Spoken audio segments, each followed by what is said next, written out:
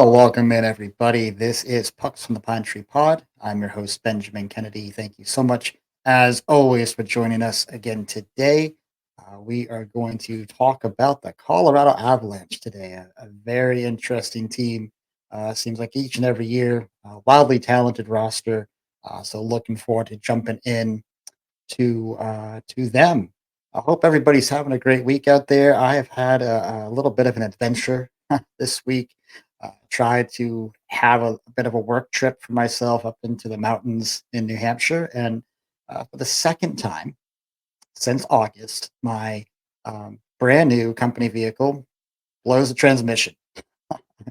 The only fortunate thing is that I was not all the way up in the Franconia Notch in New Hampshire when it happened. I was still a little south of the mountain in the Notch, so still within access to to tow trucks and all that kind of stuff. But yeah, I basically just lost my entire workday yesterday, and made myself got myself home, got a rental and all that good stuff. So for another probably number of weeks before I have my fleet vehicle back. But I'm just thankful that I was alone, that I didn't have my little guy with me. Ended up sitting for it was about 2 hours waiting for a tow truck. 2 hours in a stranded car with a 4-year old does not sound like a good time. So glad I was alone. Glad he didn't have to bear that with me. But, anyways, we're home. We're back, and happy to be talking hockey with all you guys. So let's jump into Colorado. Talk about head coach Jared Bednar. Been around now for a bit. He has coached in 618 games, has a 341, 217, and 60 record. Good for a 600 winning percentage. So just absolutely fantastic. Playoff record 49 and 32. And of course, Stanley Cup winner back in that 21-22 season. Real good coach. Obviously, the numbers speak for themselves. He's had obviously some really good rosters there too. Um, I'll be curious to see how he builds off of that. And a little bit of a disappointing year last year in the playoffs, but we'll get to that in a second. Salary cap, they have just a little over 2 million left under the cap, according to Puckpedia, and they have 22 or 23 active roster spots filled as of today. They did just this morning announce they've all these teams are starting to send players back to their American League team. So they did have 10 players get released from camp today. So they're starting to dwindle down their roster a little bit.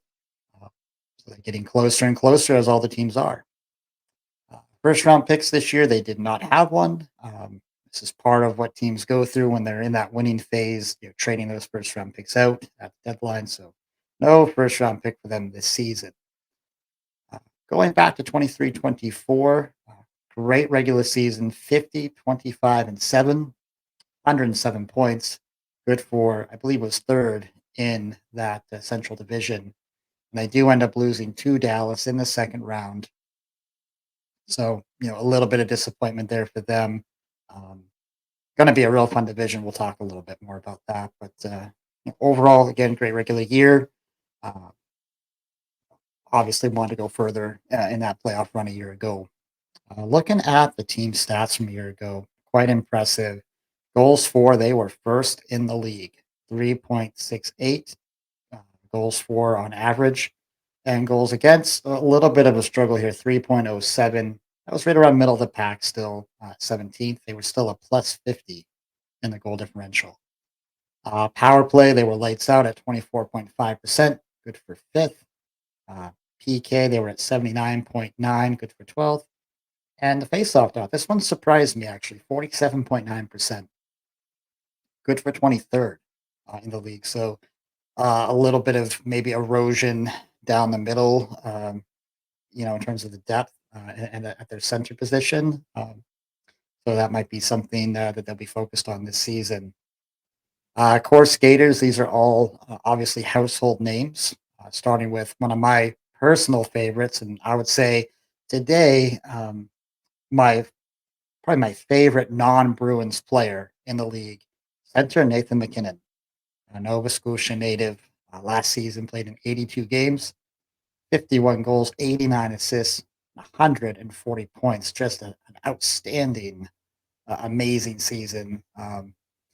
That's just awesome to see those numbers out there for him. For Mikko Rantanen, played in 80 games, had 42 goals, 62 assists for 104 points. Defenseman Cale Makar, one of the best in the league, 77 games played for him, 21 goals, 69 assists for 90 points. Forward Jonathan Drouin, 79 games, 19 goals, 37 assists for 56 points. And, a name that a little bit of controversy here, obviously. Forward Valeri Nichushkin, 54 games played last season, 28 goals, 25 assists for 53 points. We will talk about Valeri here in just a moment. And forward Artturi Lehkonen only got into 45 games last year, still dealing with some injuries. 16 goals, 18 assists for 34 points. Would like to see a healthier Lehkonen this season for the team. Goaltending, Alexandar Georgiev, really kind of their starter last year. Got into 63 games, 38, 18, and 5. So great record. Numbers, though, 3.02 goals against and an 897 save percentage. So, it was a lot of, again, you have a team that's first in the league in scoring. You're outscoring your problem a little bit there. Georgiev doing well enough to win. I think some of those metrics you do worry about. Backup Justice and a Noonan. I think that's how you pronounce it, a Noonan or Anna Noonan. Um, got into 14 games a year ago, 8-4-1 record, 2.25 goals against, and a 928 save percentage. He was a 2018 third round draft pick of the team, and by all accounts, looking like the primary backup this season. He's 24 years old, so he could be a goalie of the future as the team goes on. And last season, they also had Ivan uh, Prospitov, got into 11 games, had a 4-3-1 record, 3.16 goals against, and an 895 save percentage. He is now in the KHL over in Moscow, and no current NHL contract for him, so he is no longer part of the organization, according to Puckpedia and a few other sites I checked out. Key additions for the season. They didn't do a ton. Of course, cap wise, they didn't have a lot of flexibility, but they do bring over defenseman Calvin DeHaan. And again, there are other smaller moves, but as you guys hopefully know by now, I'm really just looking at kind of the big or key uh, moves here. Departures, they do have Andrew Cogliano retiring from the league. Forward Brandon Duhaime out of town. Forward Yakov Trenin. Forward Riley Tufte comes over here to Boston.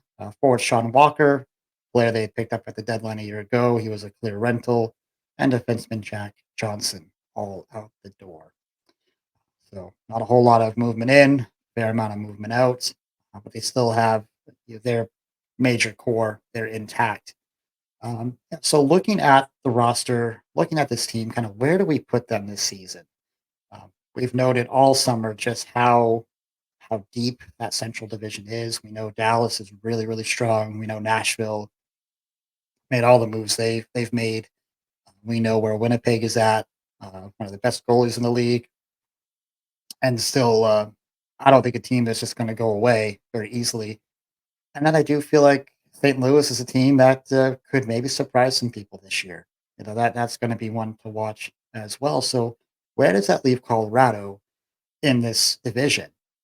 We got to start by talking about a couple of key players. Start with Gabriel Landeskog, who has, as we know, missed 2 years due to some real just severe knee injuries and had some surgeries. And, you know, you go back to last season, there was some hope that maybe he would get out there. And then there was just a lot of fear and has been fear. Will he ever actually play again? He's such a great player. To date, he has played in 738 career games, has 248 goals, 323 assists, 571 total points. It's just such a huge, huge cog to this Colorado team. The good news is that everything you read, everything you hear about is he's getting closer.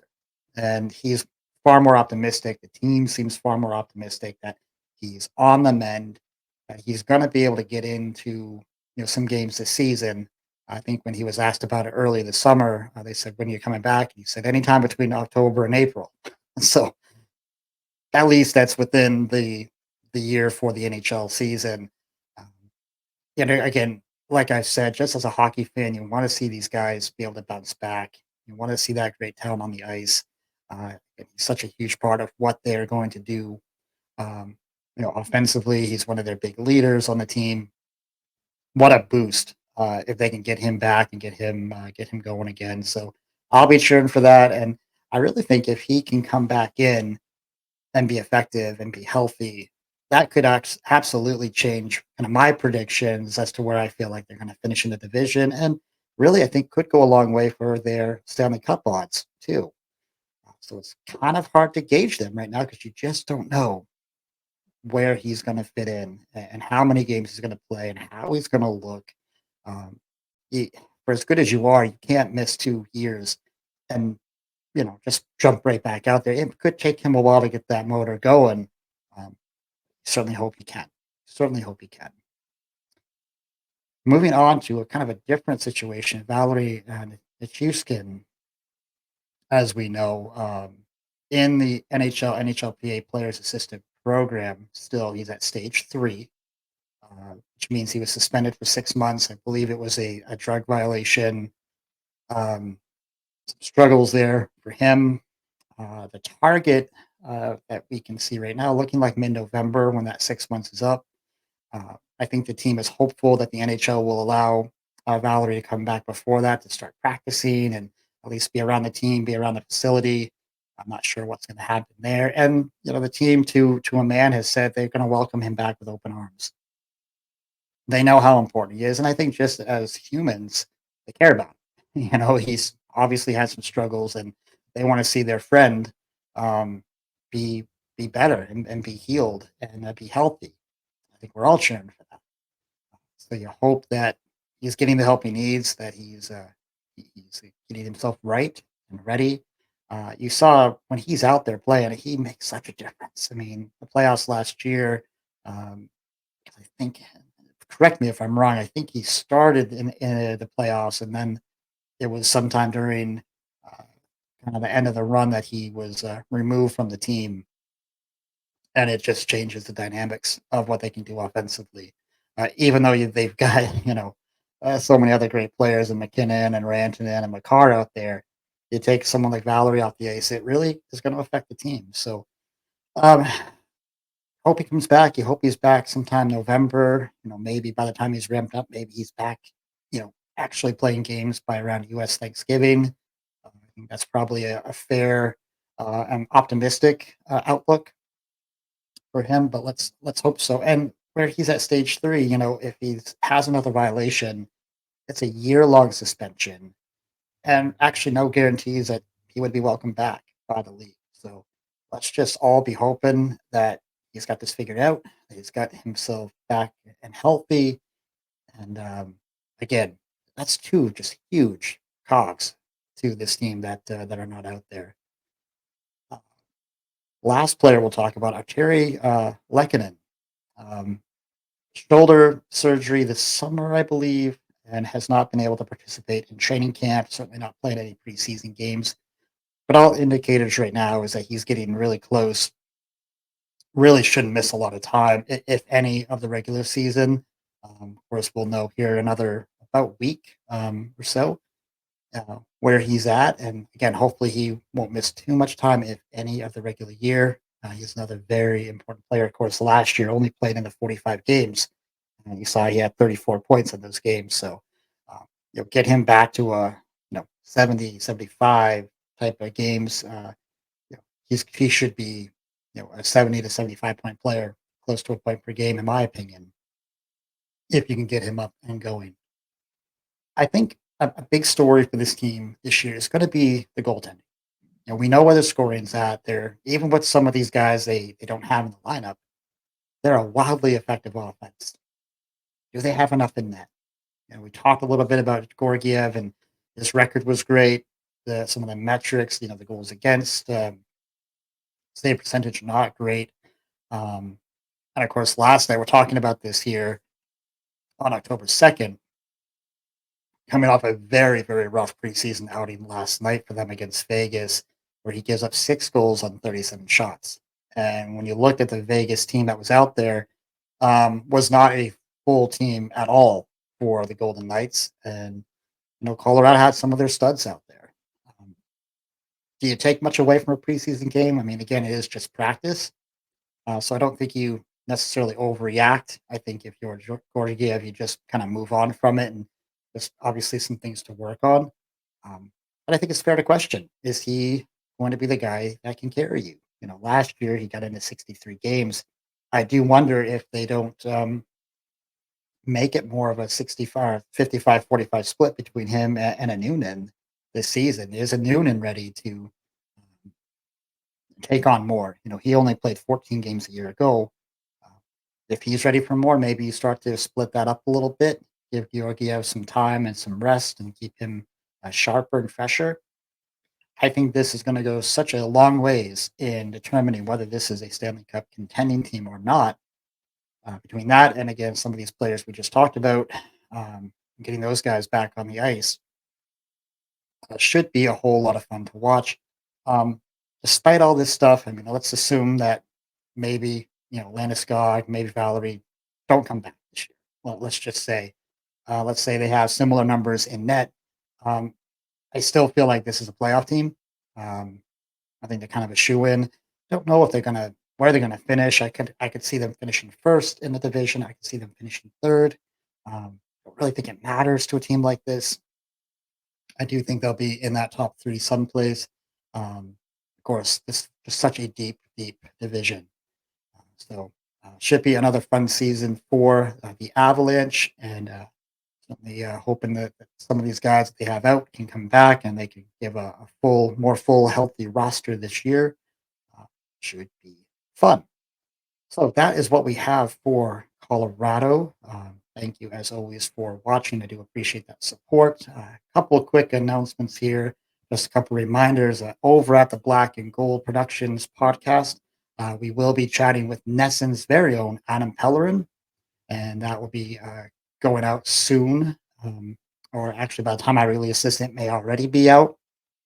So go check that out. We're very excited to talk to Adam about all sorts of Boston Bruins topics. Not that there's much to talk about, right? No, no, no drama this week. Yeah, nothing to talk about. We'll see how that goes, but looking forward to that conversation.